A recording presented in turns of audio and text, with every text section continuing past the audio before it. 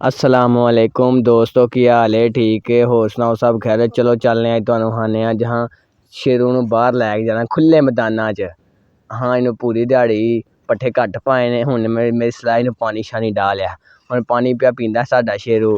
ठीक है, पानी शानी पी लिया, हुण इनू बाहर लैके जाना सैर मैदाना च सैर करान जाना। बेचारा बन थक चले। लै भाई शेरू दी अम्मा, शेरू ओदियां नानियां परदादियां, ओह्दा सारा काफला लो जी असीं तुर पे आं हुण मैदाना दी तरफ। ओह् वेखो सारा काफला पे जांदा, बड़े मजे नाल खुश ने सारे अज्ज। लैओ भाई स्वीटी बी बिच बड़न लगी जी, ओह् गया जे हुण तुहानू शेरू ते जूम करके विखाने आं, चलने आं शेरू दे कोल। लैओ भाई शेरू आ गए असीं। लैओ भाई शेरू ते ओह्दी अम्मा रल पे खांदे जे पे। अच्छा, शेरू अज्ज बड़ा खुश है, उन्हें आखेआ शुकर है अल्लाह दा।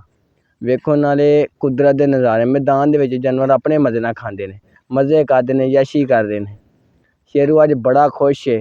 हुण वक्त गुजरदा जा रहा, होर घंटे डेढ़ नू शाम पै जानी। असीं इस वास्ते वापस अज्ज दा व्लॉग इत्थै एंड होंदा है।